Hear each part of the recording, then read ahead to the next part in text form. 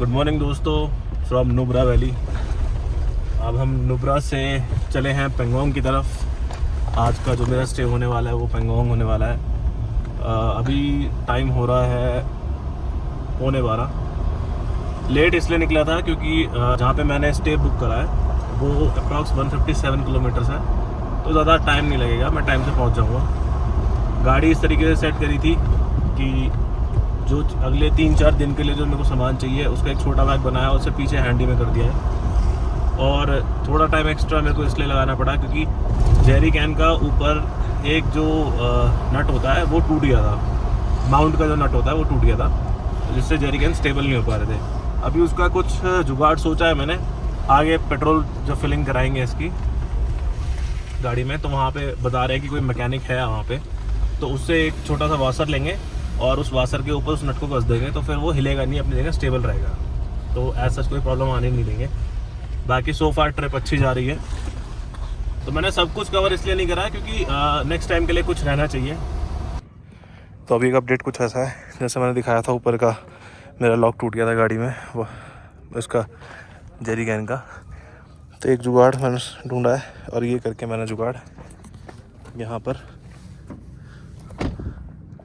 ऐसे ही मैंने जुगाड़ बना के से फिट कर दिया है, बांध के ये परमानेंट अब फिक्स कर दिया मैंने। अब हम टेंशन फ्री चल सकते हैं, कोई दिक्कत वाली बात नहीं है। कोई बात नहीं बल्लू, आई ट्रस्ट यू।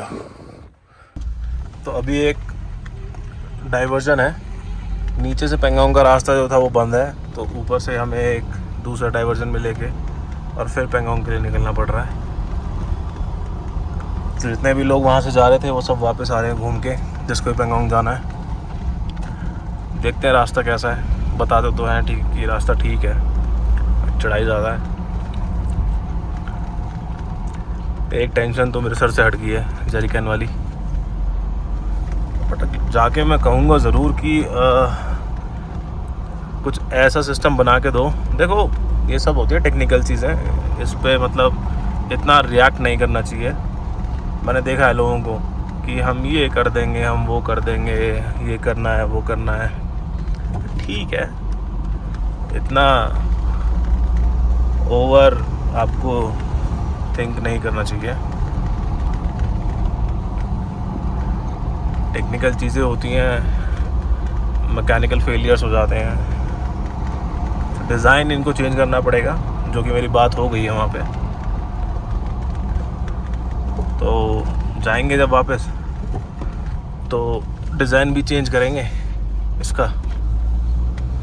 और उन्होंने पहले ही बोल दिया कि it's on them, don't need to worry at all, वो ठीक करके देंगे इसको। और ऐसे मौक़ों पे जब हमें कैंपिंग नहीं करनी है तो उसके लिए भी मैंने सोच लिया है कि इन दोनों जेरी कैन को सिंगल माउंट भी इसमें अटैच करवा लेंगे, कोई बड़ी बात नहीं है। कैंपिंग करनी होगी जब 2 माउंट अटैच करा लेंगे, तो सब कुछ सॉर्टेड है, इतना कुछ मुश्किल है नहीं चीज़ें। बाकी हाँ, पेट्रोल है तो थोड़ा कॉशियस रहना पड़ता है मेरे को। जैसे अभी से ही मेरे को पता है 110 किलोमीटर बाद फ्यूल पंप है, लेकिन ऑन अ सेफर साइड, जैसे वहाँ पे अगर इतना नहीं मिला, क्योंकि कई बार एकदम से फुटफॉल इन जगहों पे इतना हो जाता है कि हर कोई फिर वहाँ पेट्रोल और हर कोई यहाँ फ्यूल के लिए खड़ा होता है और ये वो रिक्वायरमेंट फुलफ़िल नहीं कर पाते हैं। तो उस चीज़ को भी देखते हुए थोड़ा हमें ही कॉशियस होकर चलना ज़्यादा ठीक है, रैदर दैन कि हम कहीं से खुला हुआ फ्यूल परचेज़ करें और वो गाड़ी में डालें। मिल तो जाता है, ऐसा नहीं है नहीं मिलता, बट सबके अपने अपने पर्सपेक्टिव सेट है लाइफ में। मेरे भी हैं कि मैं ऐसे खुला फ्यूल नहीं डलवाता हूँ गाड़ी में कभी भी, क्योंकि कई जगह इन चीज़ों में मिलावट होती है। उसका खामियाजा आपके इंजन को भुगतना पड़ता है और कुछ नहीं है। फिर वही चक्कर काटो सर्विस सेंटर्स के, फिर वो वारंटी में पंगा करेंगे, 100 चीज़ें हैं। तो बेटर है कि पहले ही अपना प्रोएक्टिव एक्शंस लेके चलो और स्ट्रेस फ्री रहो और अपनी जर्नी को एंजॉय करो। बाकी सब तो चलता ही रहता है।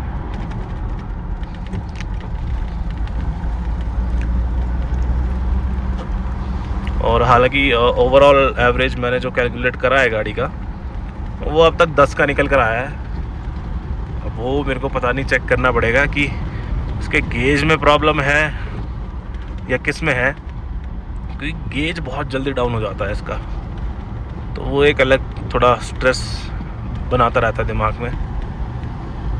अब जब नेक्स्ट एक्सपेडिशन से पहले पहले इस चीज़ को तो मैं सॉर्ट आउट कराऊंगा कि एक्चुअल में है क्या, प्रॉब्लम है कहाँ, गेज की प्रॉब्लम है या एक्चुअल में गेज इतना नीचे उतरता है इसका, या कुछ और रीज़न है। क्योंकि अभी हमारे वहाँ भी महिंद्रा का एक ही सर्विस सेंटर था सबसे बड़ा, जिसमें मेरी गाड़ी रेगुलर जाती थी, बट अब उनकी भी 2 ब्रांच हो गई है, तो थोड़ा ईज आउट हो जाएगा चीज़ों को। पहले वो एक ही दिन में 30-30, 40-40 गाड़ियाँ उठा रहे थे, अब ये 2 पार्ट में डिवाइड हो जाएगा, तो थोड़ा सा वहाँ के जो एडवाइज़र्स हैं वो भी थोड़ा ध्यान देंगे गाड़ियों के ऊपर, और कस्टमर सेटिस्फेक्शन भी बढ़ेगा उस चीज़ से।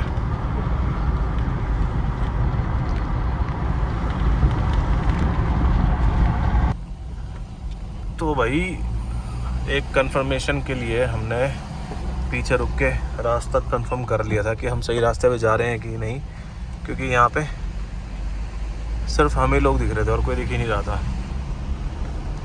बट पीछे एक रेस्टोरेंट था, उसने कंफर्म कराया कि जैसे आप सही रास्ते पे जा रहे हो। तो अब बढ़ते हैं आगे की तरफ।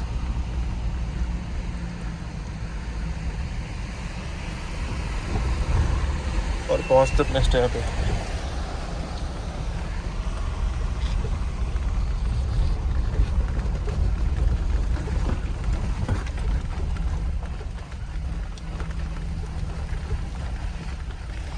घर देखो यार,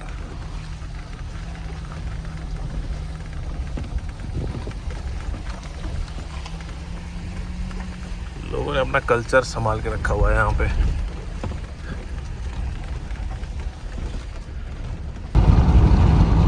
तो दोस्तों, इतनी देर ऑफ रोडिंग करने के बाद जाके मुझे सही रास्ता मिला है पेंगोंग के लिए, और शायद ज़्यादा खुश होने की ज़रूरत है नहीं मुझे, क्योंकि आगे फिर से वही ऑफ रोडिंग का पैच मिल गया है, दिख रहा है मुझे। कोई नहीं, चलते हैं आराम से, पहुंचेंगे तो सही। तो ये है कुछ रास्ता पेंगोंग का, जिसका हमें इंतज़ार था बढ़िया ऑफ रोडिंग का।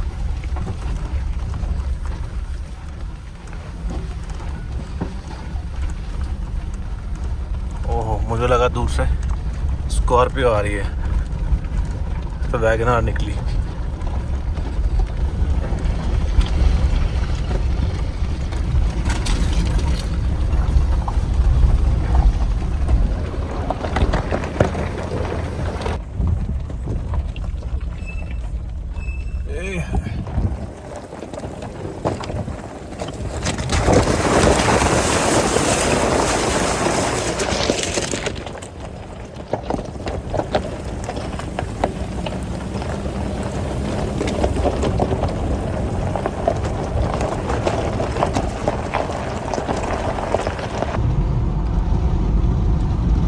दोस्तों, ये बन रहा है नया रूट तो पुराना ही है, पहले पूरा ही ऑफ रोडिंग था, बट अब ये नया रोड बन रहा है नुब्रा से पेंगोंग तक जाने का। तो कई पैचेस में काम चल रहा है, कई बीच में पैच कंप्लीट हो गए हैं।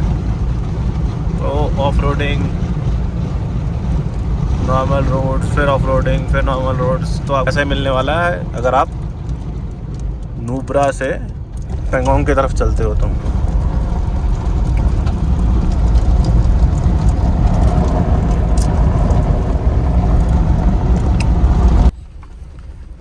लो भाई, रोड ख़त्म हो गया दोबारा से, और फिर से ऑफ रोडिंग सेशन चालू हो गया। अब हम पे है 2 रास्ते।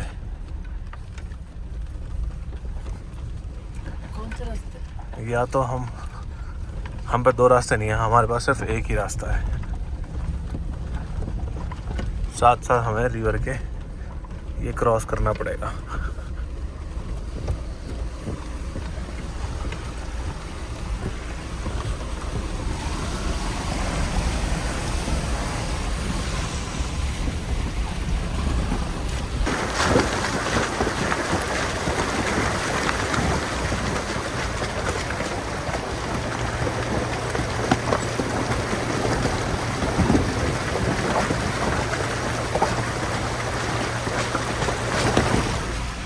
इसी चीज़ के लिए तो आए थे यार, मज़ा आ गया, एक नंबर।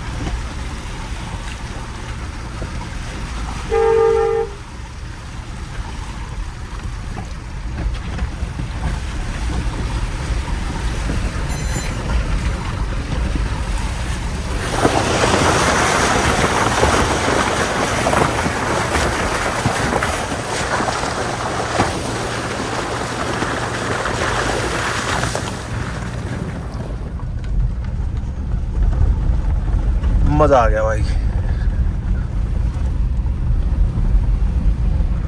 गाड़ी के भी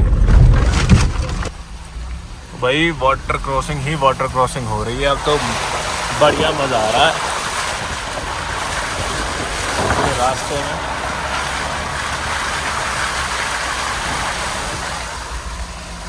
यही वो पैच है जहाँ पे लोग गिर जाते हैं नीचे।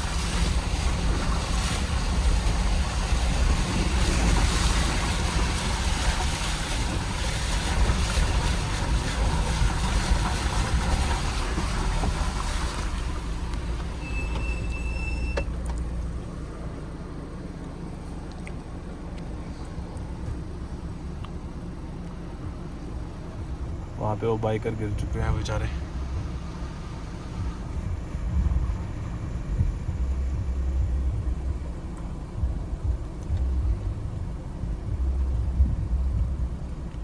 बढ़िया वाटर क्रॉसिंग है, मज़ा पूरा आ रहा है।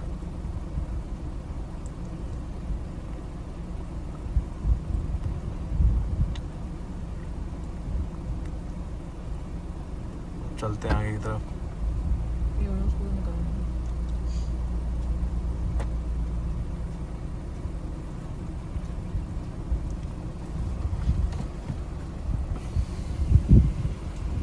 All okay? Yeah, tired. Oh.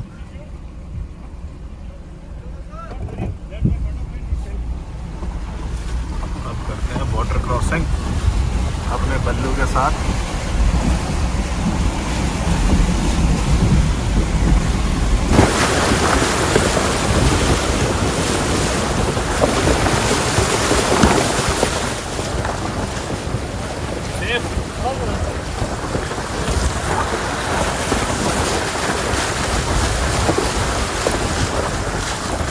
ये है वो वाटर क्रॉसिंग्स जिनके बारे में बातें होती हैं।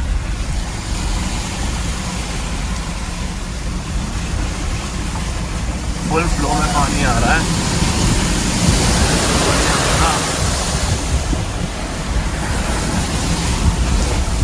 और अपना बल्लू पानी को चीरता हुआ निकलता हुआ जा रहा है।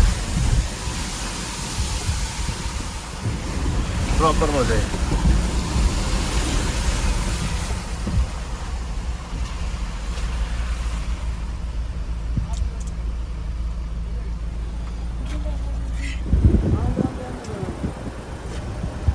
All good, bro? Yes, sir.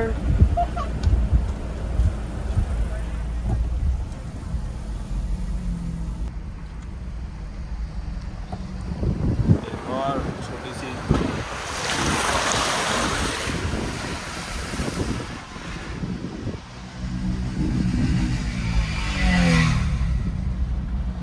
और अब तो क्रॉसिंग ही क्रॉसिंग हो रही है। एक और में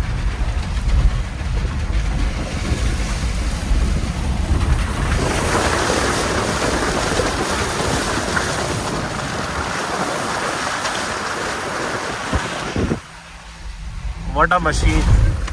व्हाट अ मशीन यार, मान गए। मतलब नेक्स्ट लेवल अप्रोच।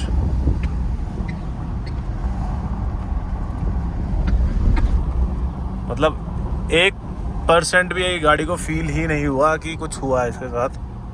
बहुत ही स्मूथली, हल्का सा रेव और गाड़ी 4x2 में ही क्रॉस करते हुए आ गई। That's why Thar is Thar.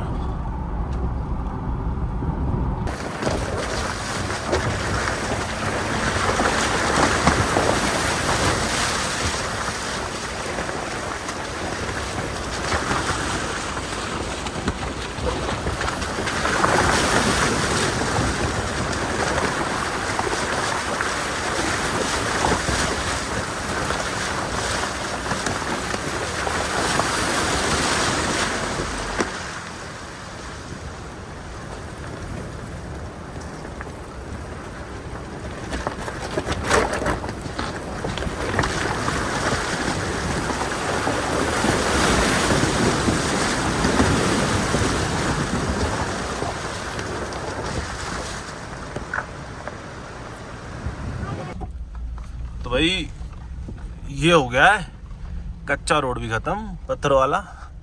अब ये सैंड के ऊपर से रोड है। नेटवर्क फ़ोन में है नहीं, पहले का ही मैप लोड हो रखा है और ये मुझे नदी के ऊपर लेके जा रहा है। अब मैं ये देख रहा हूँ कि वहाँ से चढ़ने का रास्ता वो है तो सही, वहाँ पे वहाँ से चढ़ने का रास्ता दिख तो रहा है अब। और ये फिर से हम रोड पे।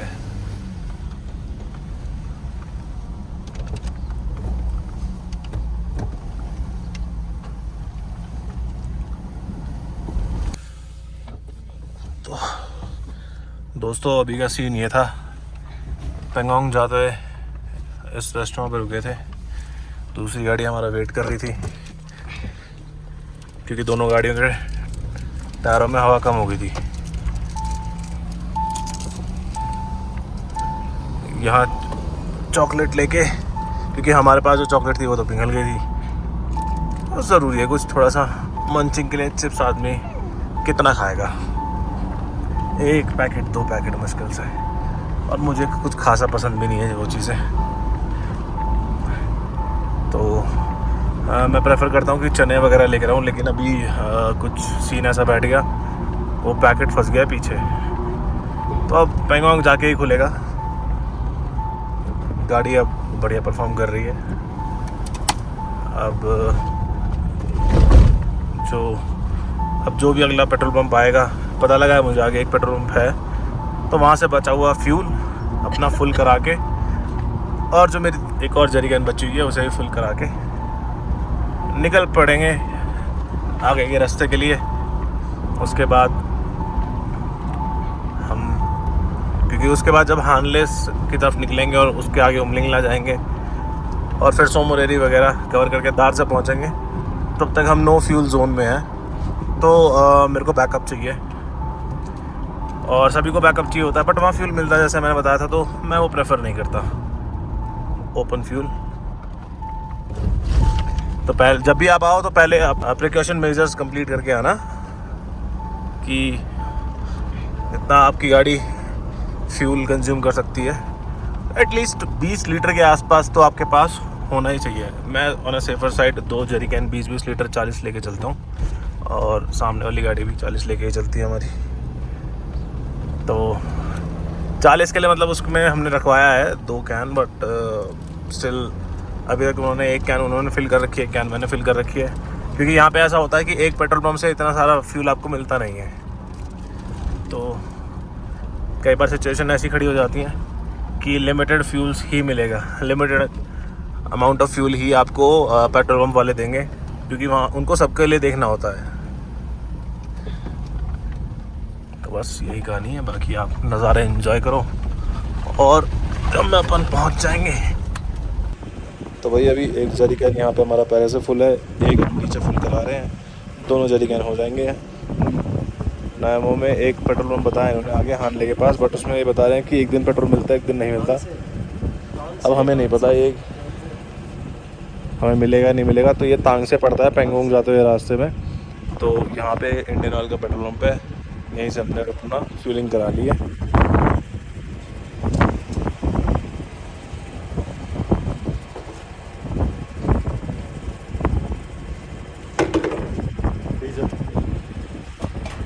और ये शेर निकल के आए हैं बाहर। शेर अरे चीता ही कह दे। कम से कम 200-250 किलोमीटर के बाद तो बढ़वा रहे हैं।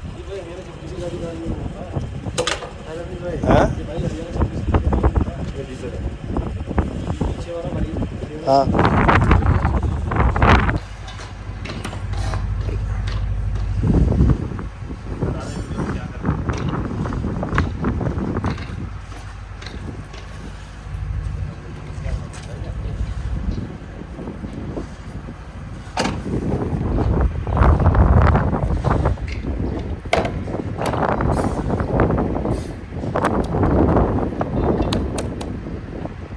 टूरिस्ट की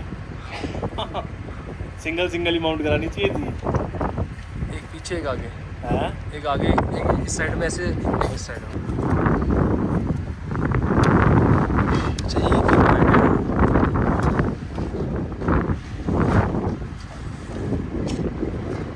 40 किलो वजन और हो गया है। वेट मैंने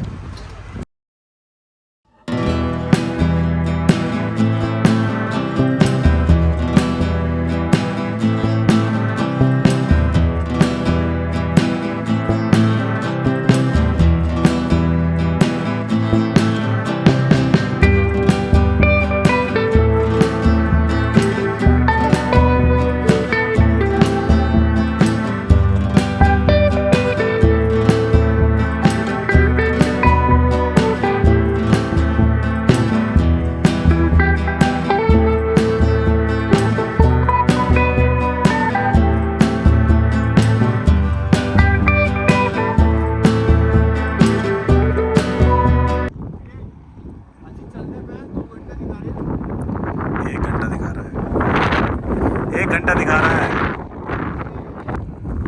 ऑलराइट दोस्तों, तो ये है BRO का ऑफिशियल कैफ़े, पेंगोंग जाते हुए रास्ते में आता है।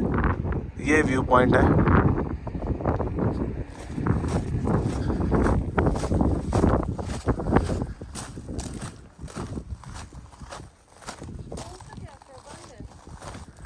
खुला है।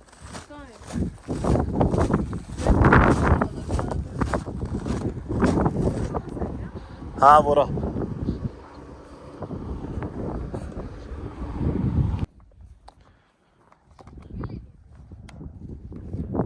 ऑलराइट दोस्तों, तो अभी हम रुके हैं BRO कैफ़े।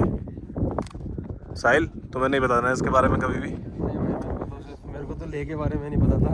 आप लोग ने प्लान किया, मेरे को लेके आगे और मैं लद्दाख में आ गया।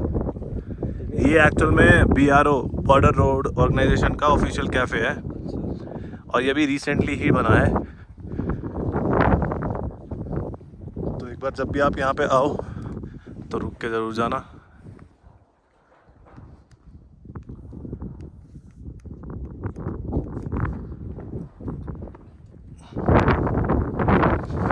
बाकी देखते हैं सब कैसा है। व्हाट एम्बियंस यार।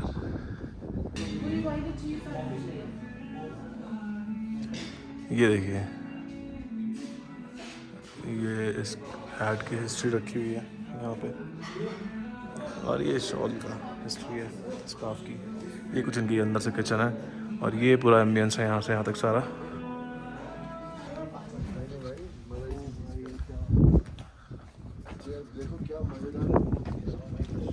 अंदर से बाहर सही है।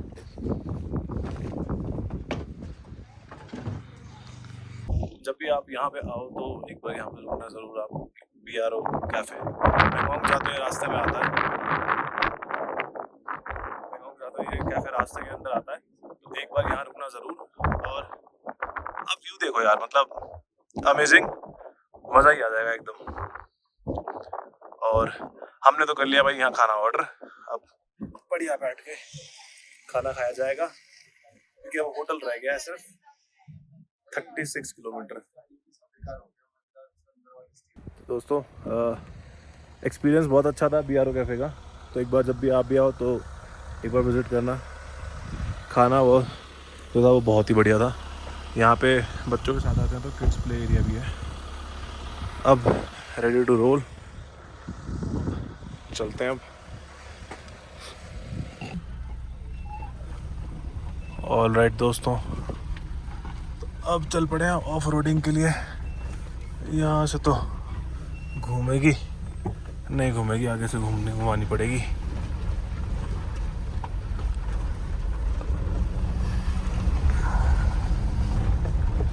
ये कट है बहुत लंबा।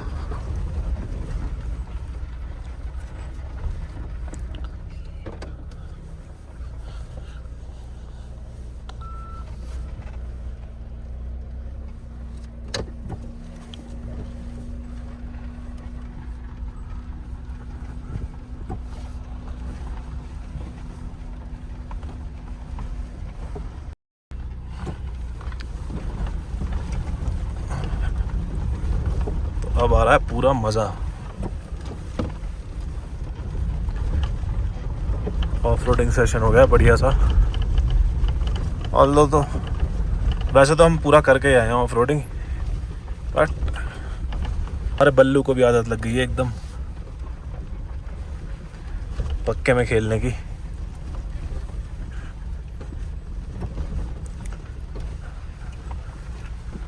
टफ टेरेंस पे एक इस सेगमेंट में बढ़िया व्हीकल एकदम। और हमारा स्टे यहीं है।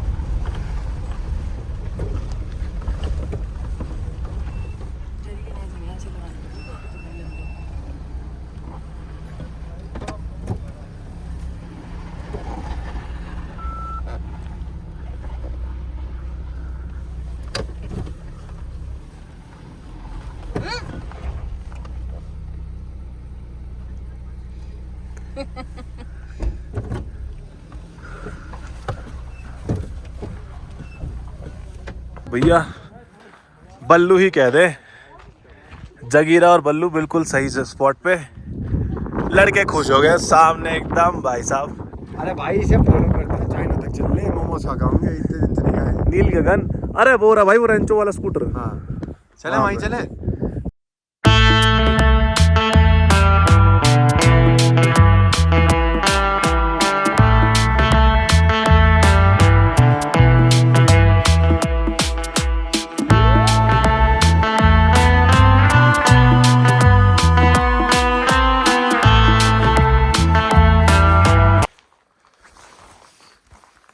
दोस्तों अभी का सीन कुछ ऐसा है कि हम कर रहे थे इतनी देर से स्टार गेजिंग, और साहिल भी इधर रिकॉर्डिंग पे लगा हुआ था।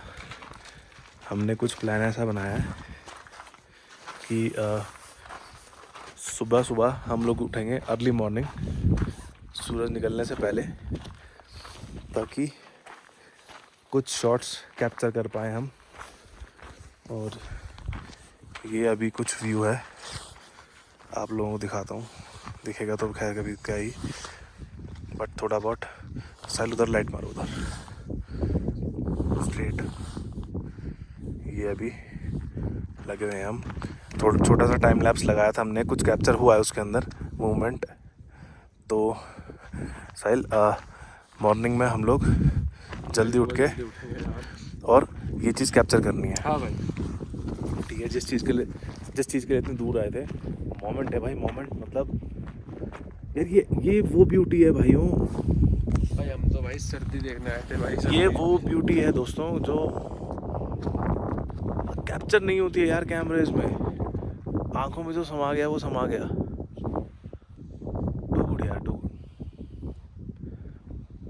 मतलब शब्द ही कम है यार इसके लिए तो।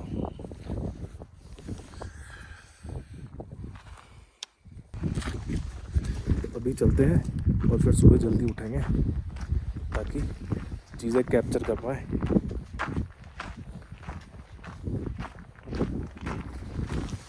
गाड़ियाँ सेफ पार्क कर दी हमने। आपके भाई लोग जो है मतलब बैठे होंगे अभी थोड़ी बहुत देर में। नहीं नहीं नहीं नहीं नहीं बैठा जाएगा बाहर। नहीं बैठा तो जाएगा बट सुबह जल्दी उठना है ना, उसके चक्कर में बैठ हाँ, तो मेरे को भी यही लग रहा था कि आप और रमेश भाई भी बैठने वाले हो। तो मैं सर्दी इतनी हो रखी है बस नहीं पता चलेगा। भाइयों लाइक कर ले सबसे जिम वाले पर रख ले कहीं पे। सुबह जल्दी उठना है।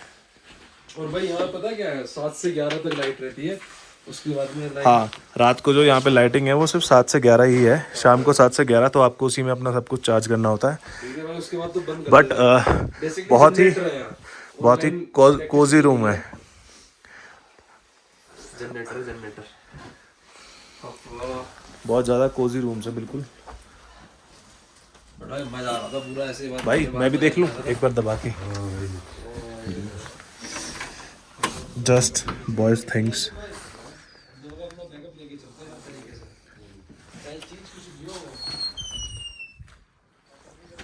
एक बार गाड़ी को ढंग से चेक कर लिया जाए सोने से पहले।